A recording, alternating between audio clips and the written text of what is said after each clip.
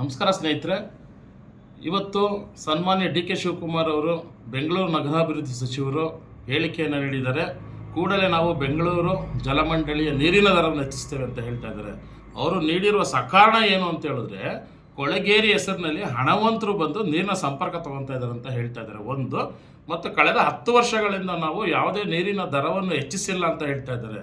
ಇದೆರಡು ಕಾರಣಗಳನ್ನು ನೋಡಿದ್ರೆ ನಿಜಕ್ಕೂ ಅಸಹ್ಯ ಅನಿಸುತ್ತೆ. ಇವತ್ತು ಕೊಳಗೇರಿಗಳು ಇವತ್ತು ನೀರಿನ ಸಂಪರ್ಕ ಉಚಿತವಾಗಿ ಕೊಟ್ಟಿರೋದು ಕೇವಲ ಕೊಳಗೇರಿಗಳಲ್ಲಿ ಮಾತ್ರ.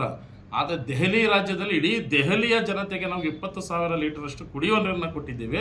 ನೀವು ಅಷ್ಟೊಂದು ಗನಂಧಾರಿ ಕೆಲಸವನ್ನು ಮಾಡುವ ಅವಶ್ಯಕತೆ ಇಲ್ಲ ಡಿ ಕೆ ಶಿವಕುಮಾರ್ ಅವರೇ.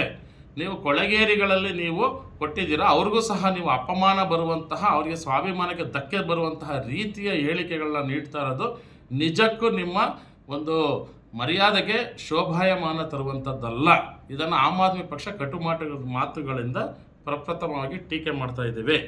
ತದನಂತರದಲ್ಲಿ ಇವತ್ತು ನೀರಿನ ಸೋರಿಕೆ, ಪೈಪ್ಲೈನ್ಗಳಲ್ಲಿ ಜಲಮಂಡಳಿಯ ನೀರಿನ ಸೋರಿಕೆ 35% ಇದೆ ಅಂತ ನಿಮ್ಮ ಜಲಮಂಡಳಿಯವರೇ ತಮ್ಮ ಪ್ರತಿ ವರ್ಷದ ಒಂದು ಏನು ಅವರು ರಿಪೋರ್ಟ್ ಕೊಡ್ತಾರೆ ವರದಿಯಲ್ಲಿ ಸ್ಪಷ್ಟವಾಗಿ ಹೇಳಿದೆ. ಮತ್ತು ನೀವು ಪ್ರತಿ ವರ್ಷ ನೀರಿನ ಸೋರಿಕೆಗಾಗಿ ಸಾವಿರಾರು ಕೋಟಿ ರೂಪಾಯಿಗಳನ್ನ ಏನಕ್ಕೆ ಖರ್ಚು ಮಾಡ್ತಾ ಇದ್ದೀರಾ ಅನ್ನೋದು ಇವತ್ತು ನೀವು ಬೆಂಗಳೂರಿನ ಜನತೆಗೆ ಉತ್ತರ ಕೊಡಬೇಕಾಗುತ್ತೆ. ಮತ್ತೊಂದು ಏನು ಅಂತ ಹೇಳಿದ್ರೆ, ಕೊರೋನಾ ಸಂದರ್ಭದಲ್ಲಿ BJP ಸರ್ಕಾರ ಅಂದಾಜು 10,000ಕ್ಕೂ ಹೆಚ್ಚು ಕೋಟಿ ರೂಪಾಯಿಗಳನ್ನ ವೆಚ್ಚ ಮಾಡಿ ಇಡೀ ಬೆಂಗಳೂರಿನ ರಸ್ತೆಗಳನ್ನು ಅಗದು ಬಗದು ಪೈಪ್ಲೈನ್ಗಳನ್ನ ಅಳವಡಿಸಿದ್ರು. ಕೊನೆಗೆ ನಾವು ಬರ್ಬಾದಾಗಿದ್ದೀವಿ, ಜಲಮಂಡಳಿ ನಮ್ಮಲ್ಲಿ ಕಾಸಿಲ್ಲ ಅಂತ ಆಸ್ಪಾಲ್ಟಿಂಗು ಹಾಕಲಿಲ್ಲ. ಕೊನೆಗೆ ರಾಜ್ಯ ಸರ್ಕಾರ BBMPಗೆ ಹಣಕಾಸಿನ ನೆರವನ್ನು ನೀಡಿ ನಿಮಗೆ ಆಸ್ಪಾಲ್ಟಿಂಗ್ನ ಬೆಂಗಳೂರಿನ ನಗರಗಳಲ್ಲಿ ಆಸ್ಪಾಲ್ಟಿಂಗ್ ಆಗ್ತು. ಒಂದು, ನೀವು 40% ಕಮಿಷನ್ ಅಂತ ಹೆಸರು ಹೇಳ್ಕೊಂಡು ಬಂದಂತಹ ಡಿ ಕೆ ಶಿವಕುಮಾರ್ ಯಾಕೆ ಕೊರೋನಾ ಸಂದರ್ಭದಲ್ಲಿ BJP ಮಾಡಿದಂತಹ ಈ ಗನಂಧಾರಿ ಭ್ರಷ್ಟಾಚಾರ ಪ್ರಕರಣ ಯಾಕೆ ಇನ್ನೂ ತನಿಖೆ ಕೈಗೊಂಡಿಲ್ಲ? ಅದನ್ನು ತನಿಖೆ ತಗೊಬೇಕು.